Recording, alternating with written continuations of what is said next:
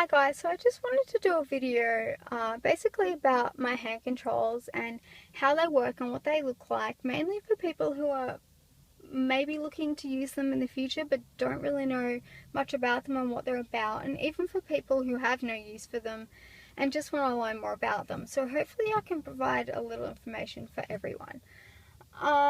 And also I just want to say that my car is parked, turned off, and the keys are out of the ignition, so there is nothing illegal happening here. Thank you very much. And I also want to say that not every person who has spina bifida necessarily requires hand controls. It's very much an individual thing. As I'm sure many of you are aware, spina bifida affects people so uniquely. So it really depends on the person. Some people drive in no modifications at all. Some people have a very similar setup to what I have. Others have a different setup with different mods. But if you're in doubt, my best advice would be to contact your local spina bifida association if you have one. If not, contact an occupational therapist because they tend to know a lot about the modifications that are out there and stuff like that. I received funding for my mods and also for part of the cost of my car. My lovely partner paid for the rest, and I'm so thankful for that.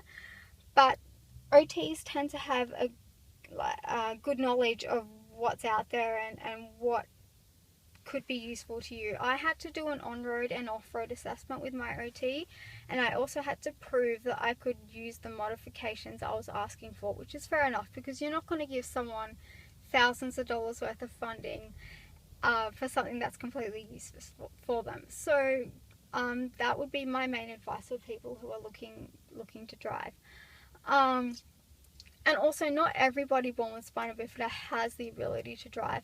Sometimes there's issues with perception and other cognitive issues that prevent that from happening, and that's all fine too. But yeah, talk to your local spina bifida association or an OT to kind of figure out if driving's for you or not. So onto my actual controls. So this thing on my steering wheel here is called a spinner knob.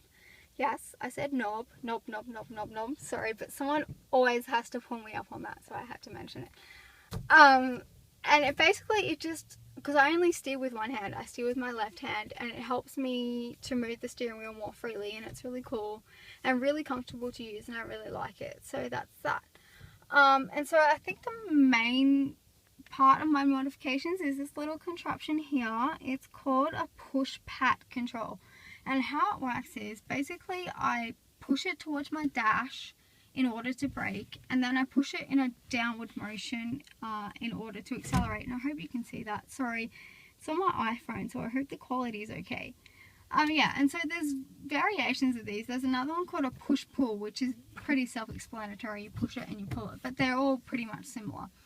And then we have this little doobie wacky here, which has my indicators, my horn, my lights, my wipers, etc. And obviously I can't look down to that and I can't see it when I'm driving. And the car that I learned to drive with had something very similar to this, but the buttons were in a different order. So now I'm having to learn all over again, and I've accidentally honked at people unnecessarily, and it's been a bit awkward. So hopefully I get used to that soon. But basically that's all my hand controls are, and it's a pretty simple setup. As I said, I received funding for my hand controls, and it cost nearly $4,500 for them. That was including installation.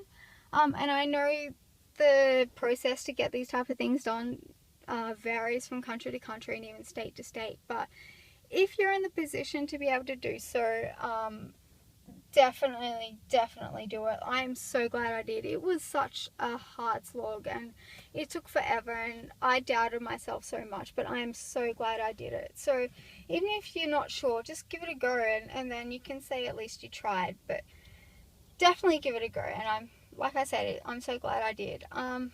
If you have any other questions, don't hesitate to ask. I may not be able to answer them, but other people might be able to. Sorry.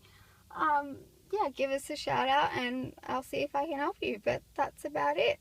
So thank you.